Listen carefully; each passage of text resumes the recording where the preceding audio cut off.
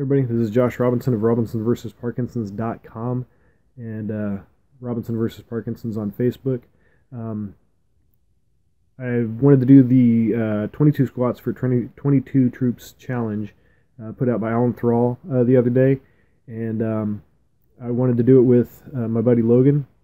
I do have Parkinson's disease, and some people have said that I'm an adaptive athlete. I say not yet, because I'm still pursuing national records in powerlifting.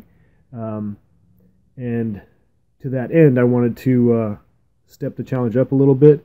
And basically, what me and my buddy Logan did, as I said, he is a disabled veteran. He's recovering from nerve surgery on his elbow. So basically, we took 100 pounds off of his squat, and I took that extra 100 pounds. For me, symbolizing picking up for the disabled veterans and my fellow future adaptive athletes. I will be an adaptive athlete someday, but not yet. So me being 225 and Logan being about 165, he did his squats at 65 pounds from the front rack. And then he went pretty much baller status when his pressure on his elbow got too much, and he pressed the weight overhead and finished with overhead squats, waiting for me to recover long enough to do my squats at 325, which is the extra 100 pounds over my body weight. So thank you, Alan, both for your service and for this great challenge, and I hope we did it justice. And also, if you're looking for a video that is just a bunch of squats, this is not it. I had to doctor it up a little bit because to me, it's not just about the squats, it's about the veterans. So here's a little message to kind of remind you why we're doing this. Thanks, Alan.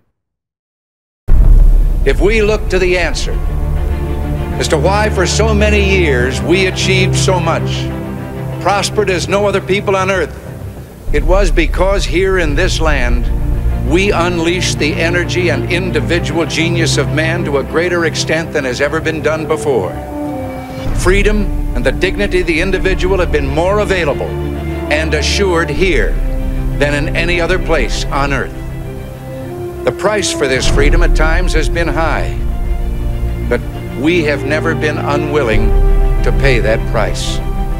Those who say that we're in a time when there are no heroes, they just don't know where to look.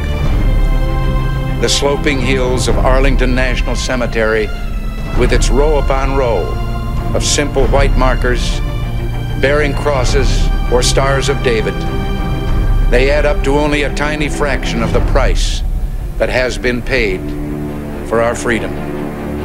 Each one of those markers is a monument to the kind of hero I spoke of earlier. Their lives ended in places called Belleau Wood, the Argonne, Omaha Beach, Salerno, and halfway around the world on Guadalcanal, Tarawa, Pork Chop Hill, the Chosin Reservoir, and in 100 rice paddies and jungles of a place called Vietnam. Under one such marker lies a young man, Martin Treptow, who left his job in a small-town barber shop in 1917 to go to France with the famed Rainbow Division. There on the Western Front, he was killed trying to carry a message between battalions under heavy artillery fire. We're told that on his body was found a diary. On the flyleaf, under the heading, "My Pledge," he had written these words: "America must win this war. Therefore I will work, I will save, I will sacrifice, I will endure.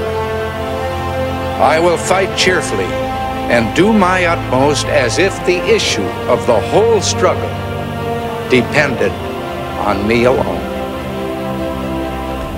We must realize that no arsenal or no weapon in the arsenals of the world is so formidable as the will and moral courage of free men and women.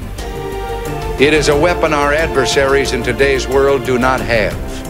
It is a weapon that we as Americans do have. Let that be understood by those who practice terrorism and prey upon their neighbors. As for the enemies of freedom, those who are potential adversaries, they will be reminded that peace is the highest aspiration of the American people. We will negotiate for it, sacrifice for it. We will not surrender for it now or ever. We are Americans.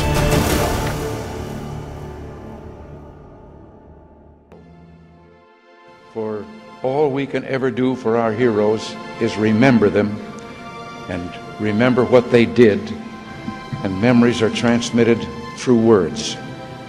We see these soldiers in our mind as old and wise.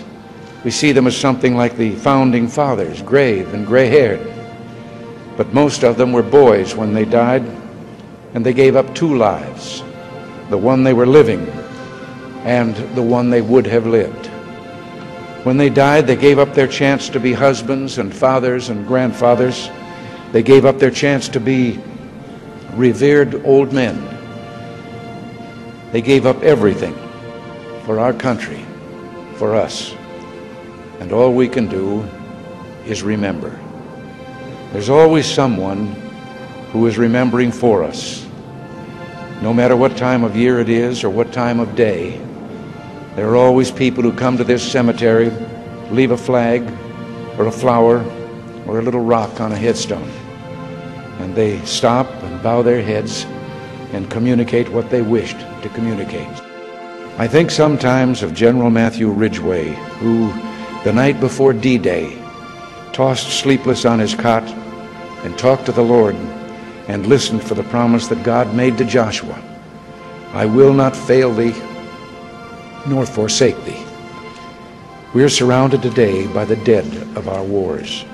We owe them a debt we can never repay.